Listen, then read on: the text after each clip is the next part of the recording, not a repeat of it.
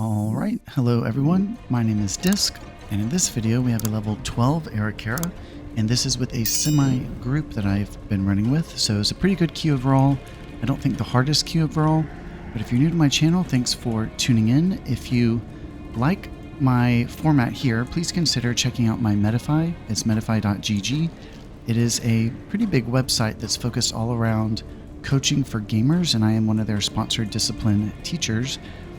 I do believe a one-on-one environment where we can kind of pinpoint your deficiencies or like mistakes. There is a lot more you can gain from that, so please check me out over there. And if you're interested in any of my UI elements, I have turned on memberships for my channel, so please consider joining the channel to support if you would like any of my UI elements. We have a members only bulletin board where it's kind of an open chat for all my members to kind of get in touch with me and ask little questions, and I supply my UI codes and weak Rs over there. But I'm not going to splash talents here. I'm going to try and keep this shorter. It's a pretty standard build from my other videos if you've been watching those. I'm not going to splash damage either. It's pretty standard. But some things to remember when coming into Ara-Kara: we don't have a poison dispel in our book. It is very important that you make sure your group does. I would say 1 is mandatory, 2 is a little bit better. And in this group, I believe we have 3, so we're pretty comfortable. It's the front area that's probably more threatening than anything. The poisons just hit so hard. But if you are really trying to maximize your spec, some things to look out for here. We have all these different mini games built into our toolkit, and trying to approach those individually and think about those individually is really going to level up your gameplay. So one of the main mini games is switching targets. So we have so many spells in our book that encourage us, incentivize us to switch targets. So we have to find dots to penance. We have to find executes for our torments. And then we also have to use, in theory, focus targeting to fall back to our schism once we've navigated away. And then it's all about getting our torments in our pet window, aiming for 6. 7 and 8 is possible if you're getting your executes. And then we have the mini game of timing our spells. So getting your torments is very important, but timing your torments is even more important. So using weak Rs to track cooldowns, using bigwigs to track enemy cooldowns, very, very important. Making sure we're casting Radiance on the best person. A lot of times you can put yourself in the center of your cluster, but a lot of cases you need to find the person in the center of your cluster. A Radiance that does not hit 5 of 5 is not maximized. So something to think about in certain scenarios. I think we have some examples in here. And then really the last thing to remember is all we have to do is cast a Radiance after our Rift, and everyone will be covered through the collapse. My kind of approach, I try and hit it when I can, but I get my 3 Void Blasts out of the way first for the extension before I cast my Radiance. So the more you can delay your Radiance, essentially the longer your healing window is. So I try and delay my Radiance after the 3 blasts, and then that does pretty good for the coverage. And by popular request, I have changed my cast bar. A lot of my viewers have asked for a global cooldown tracker of some sort, and I really just don't like those on my screen, but I do want to find a compromise to help my viewers follow along. So I have changed my cast bar. It's actually closer to native, but it has a tie-in for tracking instant casts and global cooldowns, which I think is really nice. I'm actually pretty excited about it. And I think that'll help anyone who's watching to kind of see what's happening and follow along. So please let me know if it helps or not. But with all that being said, let's go ahead and clip over to the key. All right, here we go. So we got some good poison dispels in group. 4, 3, another thing to pay attention for, one of these mini games I keep talking about, is the play of defensives. This is something you really need to practice and get in good practice of, is cycling between Fade and Desperate Prayer for everything. So I do use both of those spells on a macro for 1 button. Makes it pretty easy to cycle between them. I do have a separate button for Fade on its own to desync them, or just use Fade when I need to. So on pull here, really all I'm thinking, we're going all the way to mini boss. Demount a little prematurely, spending this time getting good atonements in group. Find my focus target, the big one, early, and you have to get your rift out. ASAP. Didn't even dot, it looks like. Definitely want to work in a star here for the damage grab.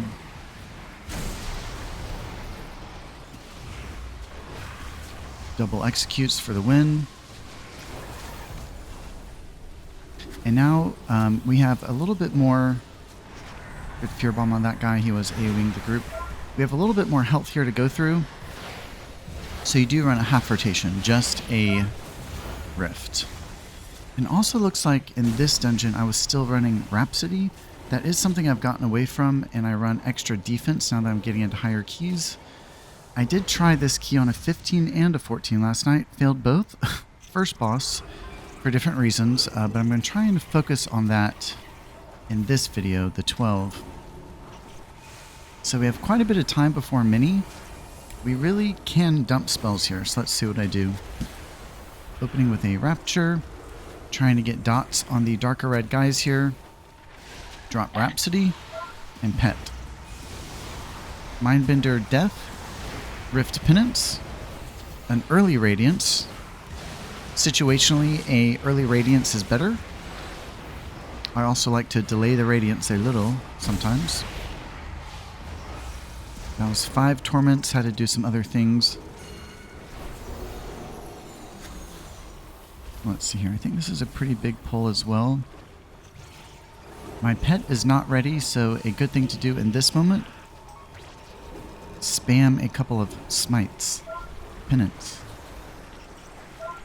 Okay, that was my Desperate Prayer and Fade. Not the best idea to play it here. We're going to want it on that mini boss, but I think I had to. Okay, we're at 4 Torments, Stars out. Searched for a dot to Penance. And I think there were some executes there, but I just could not find one in the thick of it. That was 6 Torments. Not too bad, though. And so always checking spells as combat's ending. I'm seeing my pet is 20 seconds away. Not great. So this is just a little spam area. Smite and Penance help the cooldown of pet. Okay, so we have heavy damage quickly. So we have Barrier, we have Fade. Yep, run both my defensives. I'm sorry, I run Barrier and Fade plus the pet. And that was enough. And the idea here is you really only want one of those. I do believe the dungeon mechanic with tailoring can help with this guy. Grip for safety there. But he's really not too bad to get through in one phase. I think even on the 15 we did it in one phase. So this area is a little bit more of just FAP. Not too much goes on here. Ground damage, I can say, I think is slightly bigger than it looks. So it's a really good idea to, the green circle specifically, a little bit bigger than they look, those. So really good idea to just steer clear. And here goes a pet window. This is mainly a damage grab. Going for as many torments as possible. Let's see what I get. 4 torments.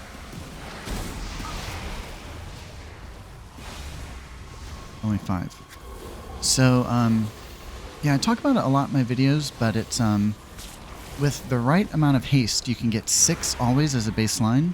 So 3 smites, 2 deaths, 1 mind blast, 6. You can get 7 and 8, but pretty commonly, even being haste stacked, I don't think 5 is a number to be to fret over, because a lot of times really the right call is to step away from your torments and like spot heal or move or something like that. All right, so on this boss, it's a pretty common back and forth rotation. So we start with a full rotation and then half rotation, full rotation, half rotation. And a good idea here is to send almost on rip. So let's see my timing. It's really all about the timing. So here comes the first Shrill. I'm only tracking the Gossamer and the Shrill.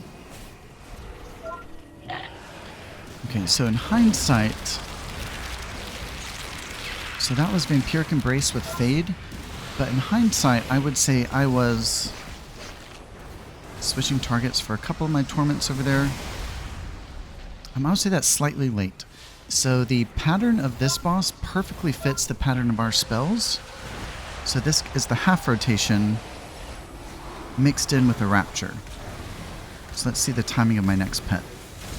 So a play I really like is sending the Rift and letting it be totally passive, and then I Rapture on top of it. But so here's the Shrill. I really want my pet out a couple seconds sooner than that. But we're not doing bad, we're not doing bad. So the Shrill is such a quick attack, and our pet window is substantially longer in duration.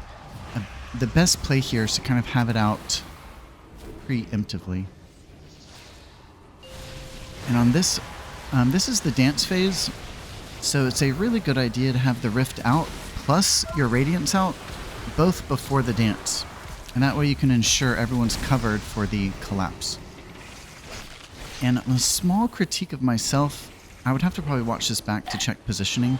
You really want to be on the same side as the eggs. You can get yourself into trouble, and we saw this in the 14. You really want to play your part and not bring those guys near the boss at all. Okay, so atonements are out. Here goes a half rotation, just the Rift. And kind of the way it works is we're not going to get 2 penance in our Rift like I like. But that's kind of just the play. And see the Shaman's way over there. Not anymore. Okay. And I'm noticing a lot of times the cadence of a fight, it matches really well with our spells unless we're 1 second late. So a lot of times I'm using barrier in a case like that, where I was slightly behind where I'd want to be by 1 or 2 seconds. So you can use a barrier. It's really hard to cast here. You can use a barrier in those moments where you're getting slightly behind just to get back on sync next time. Because every one of these attacks should and can be paired with a pet or a Rift. Health potion, had to. And yeah, you see where I started to get off there? For the Shrill, it's better to have a pet and Rift window, but all I had for that one was a Rift, and I almost died. So health potion, you know, I look at potions as an extra spell in our book, even though they come from our bags. Really good to be in a good practice of using them. I'm in food for thought, so we use tempered potion. They're not too expensive, they stack to 100. You really ought to, if you're not using those, just macro it into PI. And I'm usually not a fan of things like that because it's a 2 second to 5 second comparison. It's there's a slight loss there, but instead of worrying about 1 extra button, just put it with your PI and get the haste from it too. But in these pulls, noticing on nameplate, we have 1 attack we're tracking. It is a group-wide hit, with our Rift being roughly 11 seconds. So let's say the cast is 10 seconds away. You have to estimate the cast is 1.5, 2 seconds. So a 10-second timer is more like 12 seconds. And all you really want to do is have your Rift out first. Well, and then you'll see there I was slightly off. So the collapse happened right before the hit. And I think what happened is I didn't account for the time of the cast itself. So the timer leads up to the cast start, but you have to have the collapse happen after cast completion. Okay, so let's see how I time my collapse with this one. Rhapsody's done. PI's out. The pet is out. Rift is out. Star's out. Yeah, and I love doing that. So a lot of times I cast my Radiance midway and the collapse happened well after the hit and we were all covered. So a lot of times when it comes to where I place my Rapture, I like casting it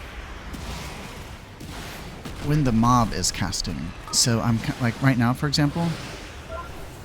Yeah. So the mob was casting his hit, and I kind of use that as my cue to time my Radiance. And if anyone saw the blue post, we are getting some number buffs, which I think are great. Our Radiance itself, the upfront hit is going to be, what was it, 20% harder? I think that's a pretty substantial number, and it means we have even more reason to practice pre-casting. So you can pre-cast with anything, really, but Radiance being a long cast time is one of the easier spells to precast. It's like Flash Heal, not as easy. Rapture's out, just one shield played, 2 shields played.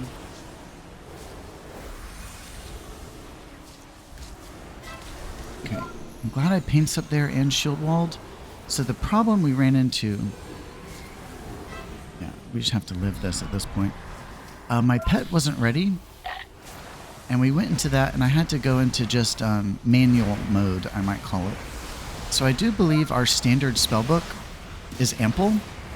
It's a different style of gameplay, though. So a lot of times I look at, this standard mode, aka our ramp, is something very good to be comfortable with. So let's see how I do a ramp here. The strongest. I think that was an aggro problem. If anyone knows for sure, the one time I don't cast Fade for dots, but I don't even know how that killed me. Okay, but let's see. Pet is 10 seconds away. Rhapsody's out. Atonements are out. Okay. Yeah, so because of the death and because the pull was half expired, I opted to hold the pet, so rip my parse, and all I sent was a half rotation. The idea there is I'm just getting ready for next pull. And there is a really good opportunity to meld/drink, and you can do that as a macro. I do think that's one of the better racials for us as a disc priest, because we can catch a drink even while the party's in combat, and that was very necessary.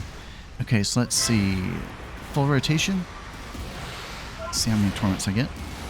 Should be able to get 6. There's not much happening here.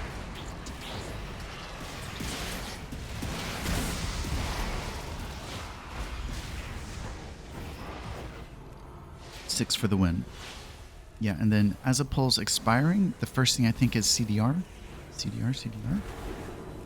Okay, so small pull. I doubt I send pet, but yeah, we can definitely send rift. The difference there, and y'all probably know this, but the rift is a pretty short cooldown on its own. The pet, you have to work for it. So pet is not too long of a cooldown, but you have to be able to farm your CDR with attacks. So you don't want to send there. So that was some hacks. I believe we have a lot of defensive penance plays here, so pay attention to that. And we also, with the targeted cast weak aura, can see whom is being targeted. They shouldn't get hit, but it's not a bad place for a shield too. Okay, I'm at 5 torments. I just had to abandon the 6th one. So really the name of the game here is dodge attacks and pay attention for these single target hits. So a paints up on myself with a sack, thank you Paladin. The reason I went for a personal paints up, I did not have Desperate Prayer Fade. So pet's ready, PI's ready. There goes PI, there goes pet. So I do have Fade up.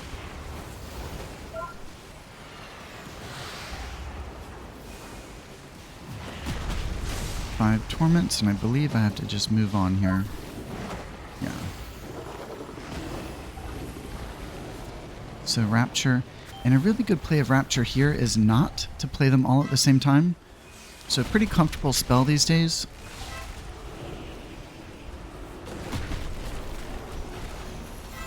Yep, and so that play, you might have to replay it, but it was a Rapture, a defensive penance into myself, followed by a Wheel and Woe Rapture.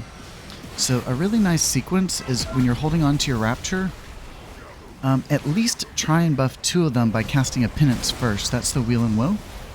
So it's a huge single target heal to give one person a defensive penance and then cap them with a Wheel and Woe shield. And it's you can kind of breathe when the tank gets it. So let's see here. So a barrier for a single target for the Shaman. Not the best phase for barrier. But I'm selected a defensive Dark Reprimand, about the best you can do, mixed with Desperate Prayer. And let's see.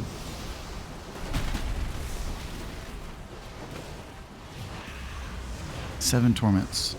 So now that we're in execute range, I'm always thinking about picking up those extra torments. They're pretty much free. Come here, Shaman. Yeah, if you're trying to find executes in combat, there's a lot of work involved.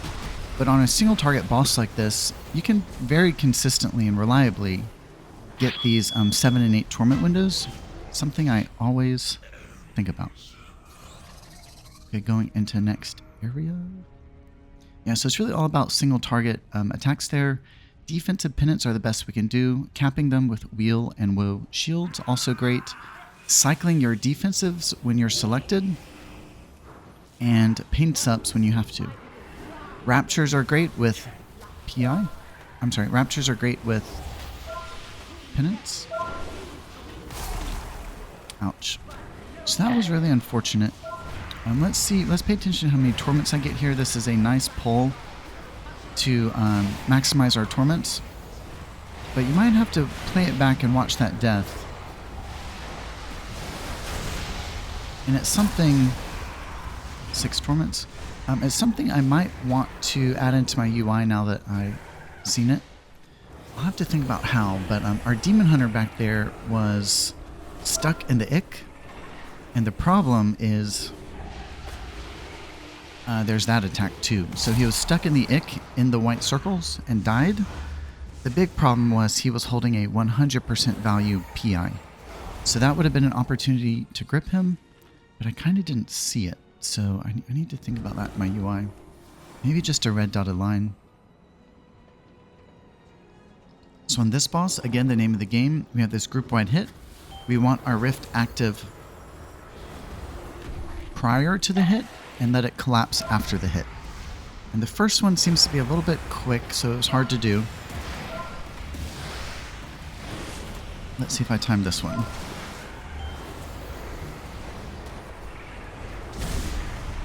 Missed. So that one was slightly early. You might have to replay it, but...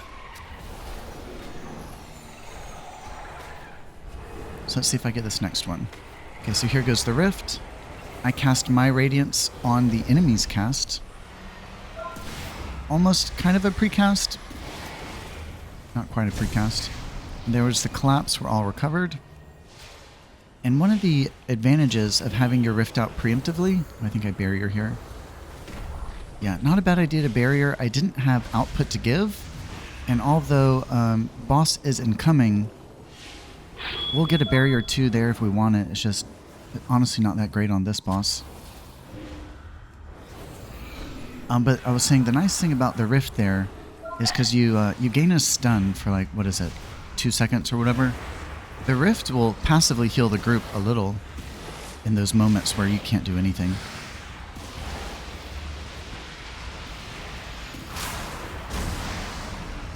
And so on next boss, I don't think there's really much happening here. 6 torments. The next boss, I think I might send another full rotation. Let's see. Yeah, so in a spot like that, I was just in between my pet. I just took a little reprieve just to smite and penance because I really wanted to get 2 full rotations here instead of just 1.5.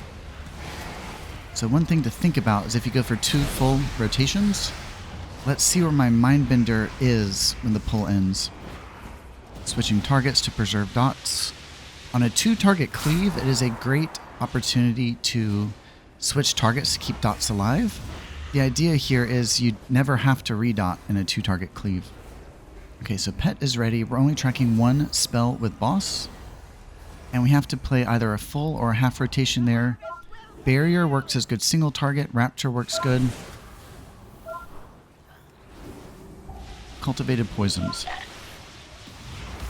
So my rift and pet are out preemptively. I do my 3 blasts first. And that was a really poorly placed radiance, but we're okay. I think that radiance only hit 1 person, 2 people. Okay, that was 5 torments. So I've talked about in other videos, if it's a new concept to you, atonements via radiance only spread by 30 yards. Fear to get out of those guys. So you have to pick the best person in your group cluster. I radianced the Shaman and he was nowhere near the party. Okay, so back on theme here. So in that interim phase where we're getting pulled in, I look at that as a CDR grab. So I found my spot, and I just spammed CDR to have a full rotation ready for the next round of damage. So I just did the full rotation, and I believe I half rotation here.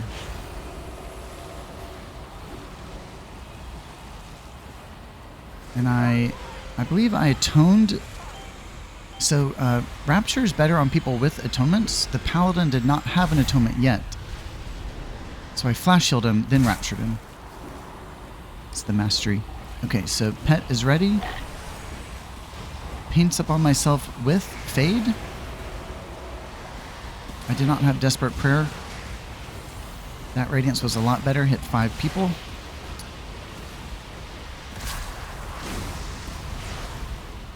Couple executes there. 7 torments. So I have a half rotation. Let's see what I get here. Another paints up just because I'm a little bit late. So better plays there, if you were to critique me, is have the rift out before. I did not get the rift out until after. And you can grip there to save people. I think we had an immunity.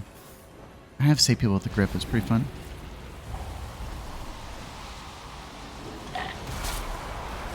Damn. Okay, so that death I would say was totally my fault. What I'm noticing in watching this back third person is I'm a little bit late on all of these cultivated poisons. You really want your heals out before the damage. If your heals are coming out after the damage, you're absolutely late. Okay, so this is a personal barrier.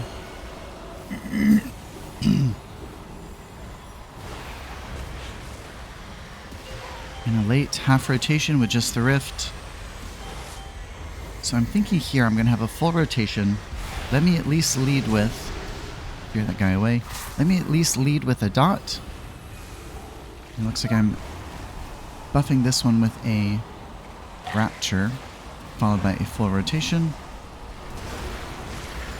Gave myself a defensive Dark Reprimand there, just to make sure I live. It's 1 time out of 10 that use a defensive penance, but it's really good to know when that is. Had a couple Rapture shields here lingering.